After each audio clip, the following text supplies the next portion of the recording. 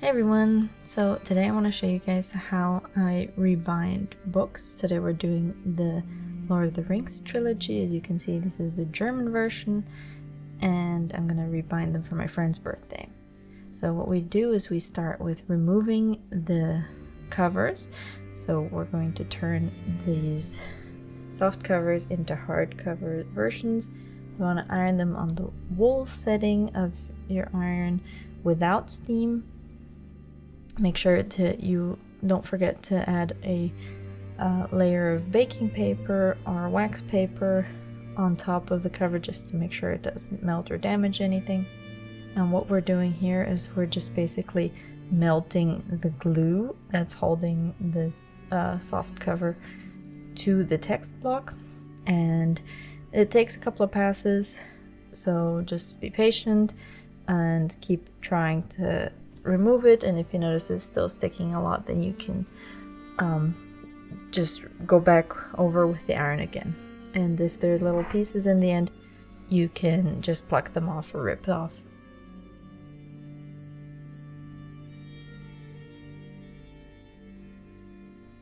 Next, I went online and I just looked for some Lord of the Rings maps that were relevant to the books. So first I picked up some that were relevant to the Fellowship, and then for the Two Towers, and then finally for the Return of the King.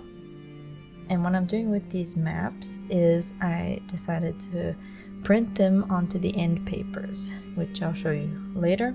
So I pick up these images. I chose some that fit the story, and as you can see, I just threw them in PaintNet and applied sepia over all of them and did some touch-ups here and there, and basically just tried to give them the look of old maps. And here you can see I erased some little imperfections and make sure everything is high enough quality so that I could print them out on these Endpapers. The paper that I like to use as Endpaper is this elephant-hide paper. It's 110 GSM, and as you can see, it looks like old documents or old maps, which is perfect to print these out on. So here I have 6 different maps. So I have 2 maps per book, which I then proceed to fold with the bone tool to make a really nice flush fold. And these are the Endpapers that we're going to then attach to the text blocks.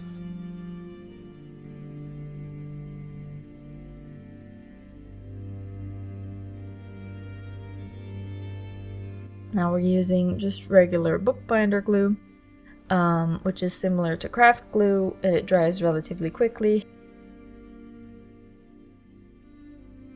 So what I'm doing is I'm taking this flat paintbrush and I'm applying maximum 5mm worth of glue up on the edge. Here I'm just re-gluing this one sheet of paper that came out during the removal of the covers. I like to wipe the edge off with this one cloth that I have always handy, just so I don't get any extra glue anywhere.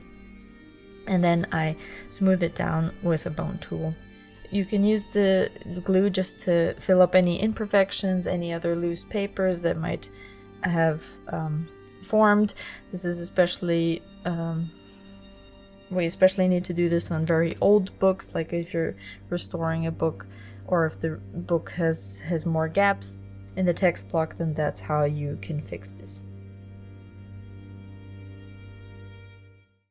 So as you can see here, I created a 5mm wide strip of glue up on the edge, and I just flatten the end paper down.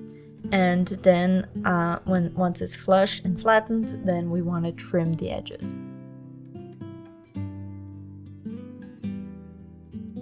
For that, we want to take a fresh blade on our hobby knives or scalpels, and then I lay a metal ruler into the text block itself, press it down firmly, and then cut along the edge. So that way I know that I'm cutting exactly flush. Here you can see it up close what I'm doing. You want to align the metal ruler in a way with the text block that once you cut off the end papers, it's exactly the same size. So that's how we do this. And then we go off to the other side, making sure that it's in the right direction, so you don't want to glue the end paper in upside down. And again, I am applying a thin strip of the bookbinder's glue, just maximum 5mm, and then I press the map onto it, or the end paper with the map onto it, again flattening it with the bone tool and wiping off the excess glue. And here again we are going to go in with metal ruler, and we're going to cut with the craft knife. Once that is all glued, we're going to lay the first text block to rest in here in our book press. I just made this one out of shelf wood, and if you want a tutorial on how I made that, just let me know and then I'll make a quick video about it. Here we're going on to make the second text block. This is in the exact same pattern.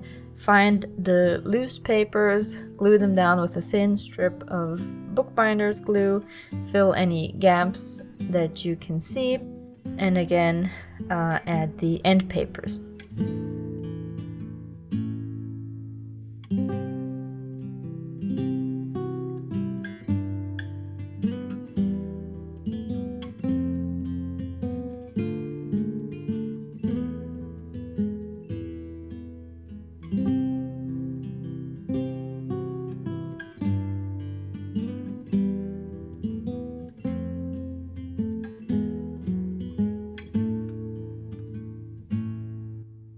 As soon as the text block is ready with the end papers glued and trimmed, make sure to put them to rest in a book press like I've shown.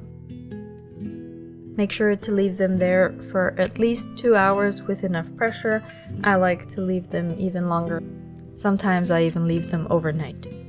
Once the text blocks are finished, we want to measure them. So we'll measure the height and the width of one of them and the spines of each one. We only need to measure the height and width of one of them if the books are all from the same publisher, if they're all from the same set.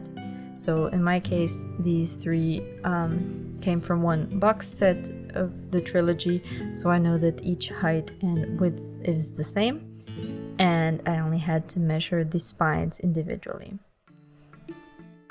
At this point, I also mark the individual text blocks with post-it notes so that we can tell them apart without having to open them and check which one is which each time.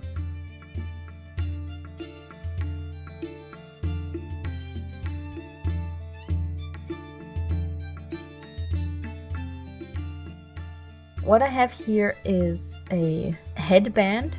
You can buy them ready or you can make them yourselves. And I have another series that I'm going to upload soon where I show you how I made my own headbands, so stay tuned for that. So what I'm doing here is I'm making bookmarks that are attached to the books. For this I take approximately 1 hand width longer than the text block so that it's easier to use, and then I just slide it over through the text block and I glue it onto the spine in relatively centered. Just with the regular bookbinder's glue, wipe off the excess, and then I'm going to attach some headbands.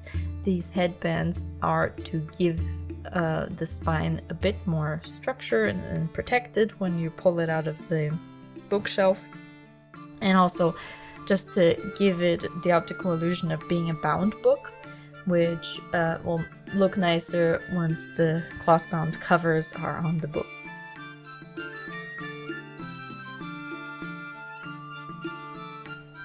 So same procedure here on the second one.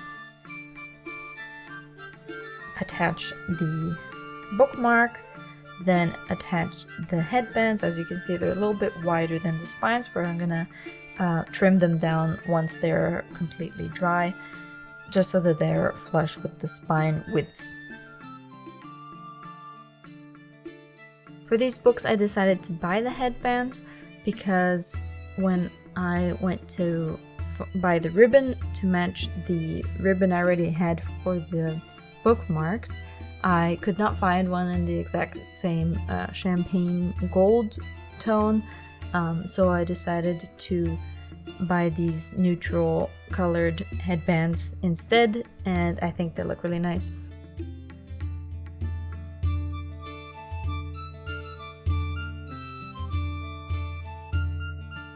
So here, as you can see, I'm just cutting with fabric scissors so that the headbands are flush with the spine.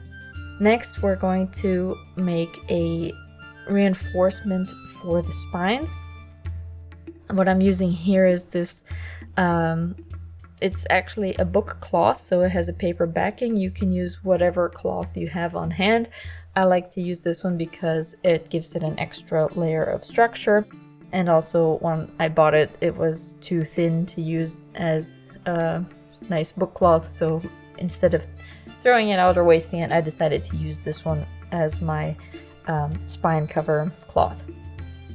So I cut it a bit shorter than the height of the text block, so it doesn't cover the headbands completely, but it gives everything a bit more structure and keeps the spine from fraying later. As you can see, you just coat the entire thing in bookbinders glue, and what I do is I like to lay it centrally on top and just flatten it with our cloth to seep up the excess glue.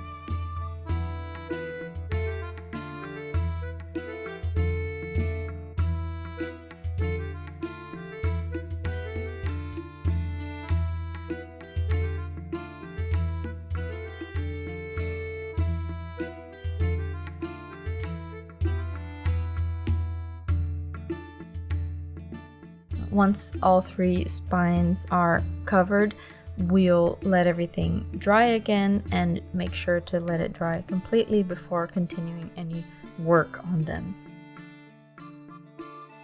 And here you can see all three finished text blocks. Stay tuned for part 2, where I'll show you how I designed and created the covers. Thanks for watching. See you next time.